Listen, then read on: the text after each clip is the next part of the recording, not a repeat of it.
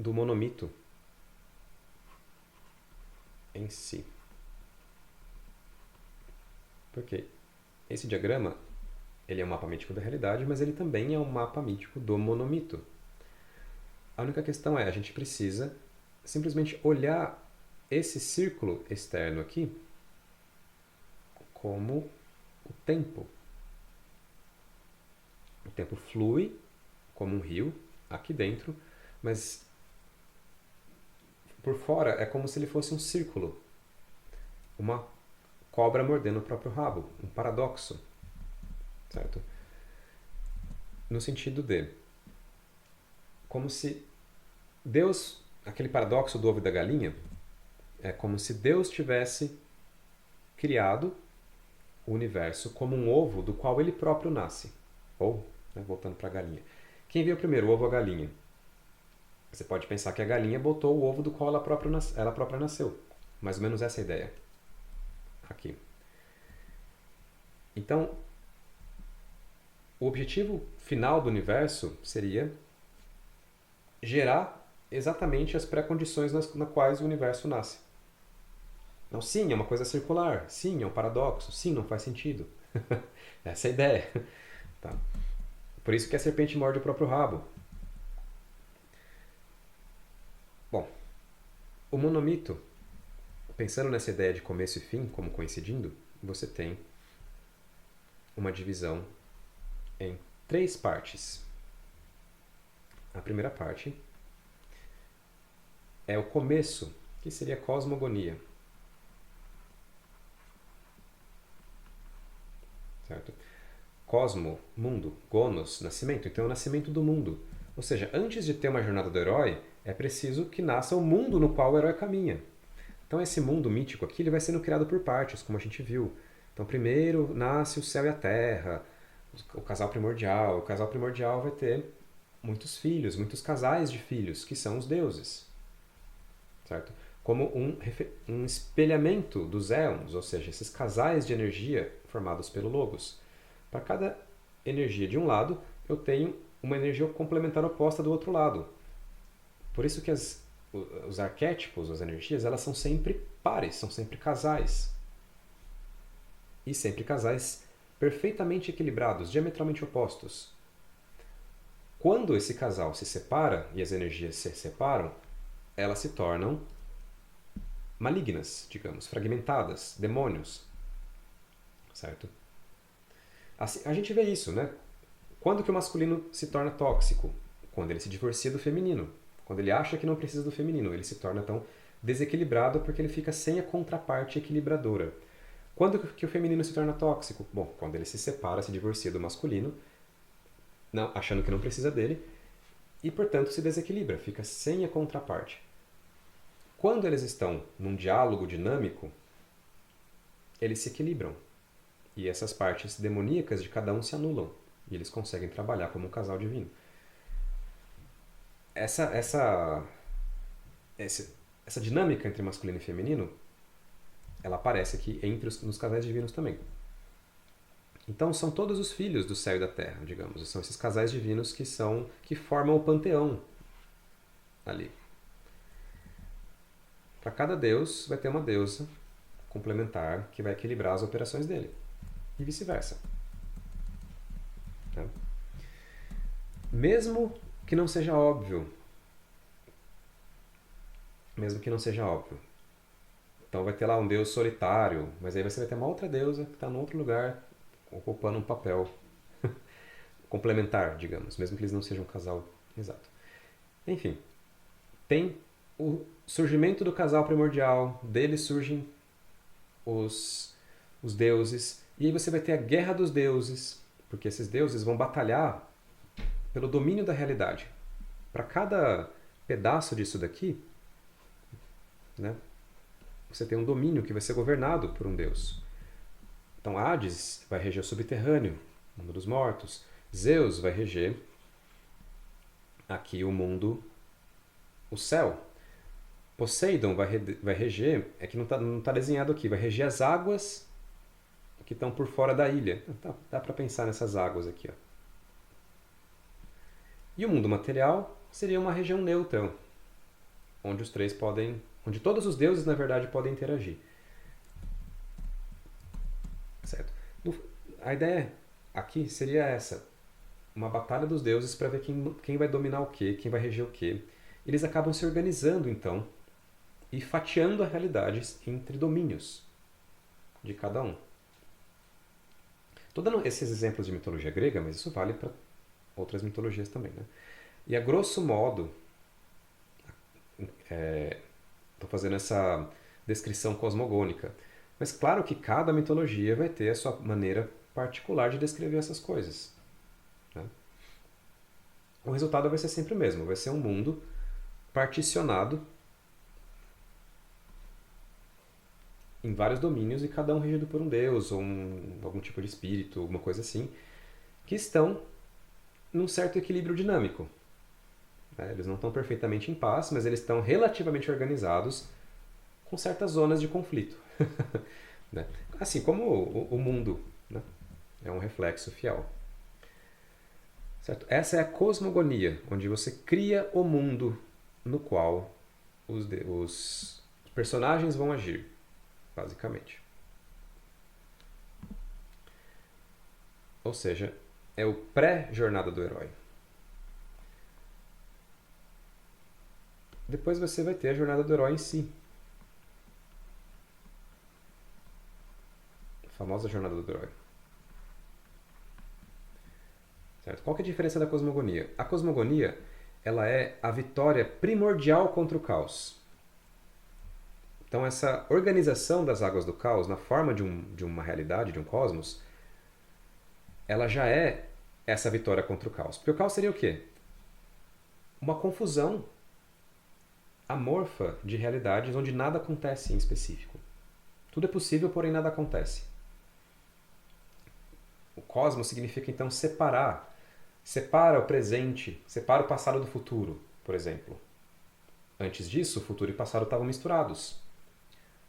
Tudo acontecendo ao mesmo tempo, misturado. Mas não, se eu de repente separo os eventos numa linha temporal, essa já é a primeira organização. Opa, separei os eventos numa escala. No segundo 1 acontece isso, no próximo segundo acontece isso, no próximo acontece aquilo. Não está tudo misturado. Por isso que o tempo é um fator primordial da organização da realidade. E, portanto, Cronos é um dos deuses primordiais também, né? Por causa disso. Então, eu organizei os eventos agora entre passado e futuro. Tá. Organizei as direções. Onde estava tudo misturado, agora eu tenho pensamento, emoção, tenho os 4 elementos separados também. Organizei os mundos, botei ordem nesses mundos. Essa ordenação, representada por Júpiter, ou Zeus. E assim por diante, né? São várias camadas sucessivas de organização da realidade, do caos, né? Que vai compor o cosmos. Quando o cosmos está suficientemente ordenado, emerge a tal da princesa, ou realidade material, ou percepção, tudo a mesma coisa. Tá? Que é o campo, o terreno onde se passa a jornada do herói. Certo? Então surge o cosmos. O auge das operações da cosmogonia é o aparecimento da realidade material, como se fosse a pérola mais preciosa da criação. Também é chamada de reino, ou Malkut na Kabbalah. Mas enfim, essa pérola preciosa, que também é princesa, é o estopim da jornada do herói. Como a gente já falou, que vai começar justamente com o sequestro da princesa, ou o roubo da pérola pelo dragão. E aí o herói aparecendo para ir atrás disso. A grande diferença da jornada do herói para a cosmogonia é que a jornada do herói ela é cíclica. Enquanto a cosmogonia é uma grande vitória contra o caos que estabelece o mundo. Venci o dragão. Essa vitória, na verdade, vai aprisionar o dragão nas raízes da árvore. Então aquele mito de Nidhogger, né? Nidhogger, da serpente que foi aprisionada no fundo, aqui nas raízes da árvore da vida, que fica roendo as raízes até o fim do mundo, é esse dragão primordial que foi enterrado. Ou os titãs que foram vencidos pelos olimpianos e enterrados no Tártaro e ficam lá meio que aguardando, meio que presos até o fim dos tempos, onde eles ressurgem. E mesma coisa no Ragnarok, onde os deuses do caos primordial são derrotados pelo estabelecimento do mundo, mas no fim eles reaparecem. É o mesmo padrão, como se o caos primordial tivesse sido derrotado e aprisionado no fundo da realidade. Ele não foi destruído, ele só foi como que limitado, aprisionado. No fim dos tempos, esse caos retorna e devora o mundo de volta, devolvendo ele ao caos, né? Então, a questão é, existe uma vitória primordial, que é a cosmogonia, que enterra e aprisiona o caos primordial. Certo? Seria tipo o Big Bang, né? A criação do mundo. Só que depois, mesmo com o mundo já tendo sido criado, a malícia da serpente, se puder chamar assim, ou a entropia, está sempre ameaçando degradar o mundo. Está sempre tentando corromper o mundo. E levando o reino a um estado de infertilidade. O que isso significa? A princípio, né? Seria justamente esse ímpeto saturnino, draconiano, num certo sentido, de previsibilidade, de querer controlar a realidade para ter previsibilidade, porque isso ajuda a sobreviver. Ou seja, é um fator do instinto, do ego. E a questão é que, quando eu coloco a previsibilidade, ou seja, eu estou tentando evitar a surpresa, eu estou automaticamente estagnando a realidade, porque eu estou evitando o novo. Evitando quem? Cristos. Cristos é o novo. Então, esse começo da jornada do herói é basicamente o Saturno, ou o dragão, a serpente, sequestrando a fertilidade do reino. Ou seja, sequestrando a possibilidade do novo. Porque ele quer previsibilidade, ele quer sobreviver, ele quer controlar, ele quer dominar. Tudo bem, ele nasceu para isso, né? Então, inevitavelmente, o dragão sequestra a princesa. Só que nisso o reino começa a definhar. E jornada do herói. Vai aparecer o herói que vai derrotar o dragão, resgatar a princesa e permitir que o novo reapareça no mundo. E esse novo renova o mundo. E pronto, a jornada do herói foi consumada. O que acontece depois? Bom, o dragão sequestra a princesa de novo. Então a jornada do herói tem esse caráter cíclico. Certo? Como vitórias, mini vitórias, digamos assim, contra o caos. Não é a grande vitória mais. É um espelhamento. O herói primordial é esse vencedor primordial da cosmogonia, né? O herói da jornada, ele se espelha, é um reflexo do herói primordial. E a própria jornada do herói também é uma espécie de reflexo da cosmogonia, que precisa ser operada de novo, e de novo, e de novo, para renovar o mundo. Que o mundo está sempre precisando renovar. Sempre precisando ser renovado. É como se você pegasse lá o seu sistema de computador e fizesse formatasse ele de tempos em tempos, basicamente, né? Ele começa a ficar corrompido, você precisa formatar. Só que o que acontece é que a cada ciclo da jornada do herói, o mundo fica um pouco mais cansado. Como se ele retornasse às origens, mas ele retorna um pouquinho mais fraco, um pouquinho mais cansado. Da mesma maneira que a gente, quando dorme, acaba resetando a mente e o corpo para um estado renovado, certo? Como se a gente, ao longo do dia, fosse se degradando e de madrugada Durante o sono a gente se regenera. Só que essa regeneração, ó, ela nunca é exatamente 100%, ela é, sei lá, 99,9%.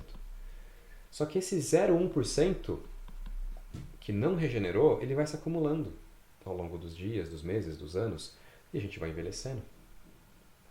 É da mesma forma com o mundo. A jornada do herói é como esse processo que regenera o mundo. 99,9%.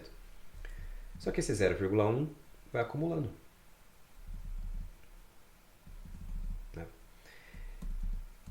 Em algum momento o mundo em si está cansado e ele não pode mais ser renovado. E acontece a... Vou chamar de apocalipse, né? Mas tem equivalentes, que seria o fim do mundo. É o oposto da cosmogonia, onde o mundo vai ser recolhido, reabsorvido e dissolvido no caos. Essas são as três histórias. A cosmogonia estabelece o mundo. A jornada do herói sustenta e renova continuamente, ciclicamente o mundo. E o Apocalipse dissolve o mundo. Num certo sentido, você pode emendar uma na outra, né? A cosmogonia vai para a jornada e a jornada vai para o Apocalipse. Tá tudo bem. Tá. E enxergar essas três coisas como uma história só. Quando você faz isso, daí seria de fato o monomito, o único mito, que se manifesta de infinitas formas pelo mundo. Em completude ou em trechos, em fragmentos, não importa, mas está ali, como um molde primordial, um molde único, digamos, das coisas. Mais uma vez, quando eu falo que é um molde único, não é uma história específica, tá? Por isso que ele não é limitador, muito pelo contrário, ele é fertilizador, porque desse molde pode surgir qualquer história concebível, né?